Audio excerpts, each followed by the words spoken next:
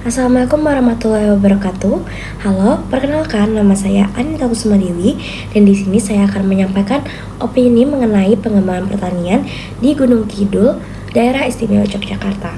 Pertanian merupakan sektor penting dalam pembangunan wilayah, khususnya di daerah-daerah yang mayoritas penduduknya masih menggantungkan hidup pada lahan dan hasil bumi.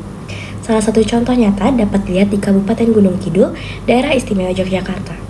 Kabupaten ini memiliki karakter geografis berupa tanah kars dan lahan kering yang luas, sehingga sektor pertanian di wilayah ini menghadapi tantangan yang khas sekaligus kompleks. Masalah utama yang dihadapi petani Gunung Kidul adalah keterbatasan sumber daya air.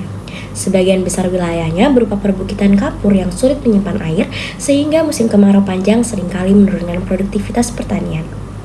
Selain itu, sebagian besar petani masih mengandalkan pola tanam tradisional dengan komoditas utama seperti padi gogo, jagung, singkong, serta kedelai.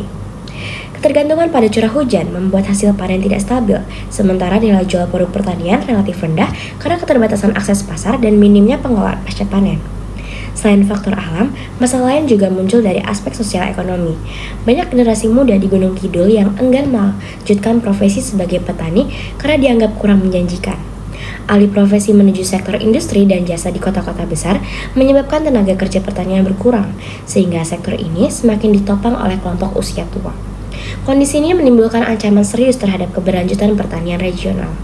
Namun, di balik tantangan tersebut, Gunung Kidul juga memiliki peluang besar untuk mengembangkan sektor pertanian berbasis keunggulan lokal. Contohnya adalah pengembangan komoditas hortikultura seperti cabai, bawang merah, dan buah-buahan tropis yang mulai banyak dibudidayakan. Selain itu, potensi pertanian organik dan agrowisata juga sangat besar, mengingat Gunung Kidul memiliki destinasi wisata alam yang sudah dikenal luas. Integrasi sektor pertanian dengan pariwisata dapat meningkatkan nilai tambah produk pertanian sekaligus membuka pasar yang lebih luas. Untuk menjawab permasalahan tersebut, diperlukan kebijakan pembangunan wilayah yang terintegrasi. Pemerintah daerah bersama pemerintah pusat perlu memperkuat infrastruktur irigasi dan permanenan air hujan melalui embung, sumur dalam, serta teknologi irigasi tetes. Kebijakan pembangunan juga perlu diarahkan pada peningkatan kapasitas petani melalui penyuluhan, pelatihan teknologi pertanian modern, serta fasilitasi akses modal dan pasar. Selain itu, strategi hilirisasi produk pertanian melalui pembangunan sentra industri pengolahan hasil tani akan meningkatkan nilai jual komoditas lokal. Kedepan, pembangunan pertanian di Gunung Kidul tidak hanya harus fokus pada peningkatan produksi, tetapi juga pada keberlanjutan lingkungan dan pemberdayaan masyarakat lokal.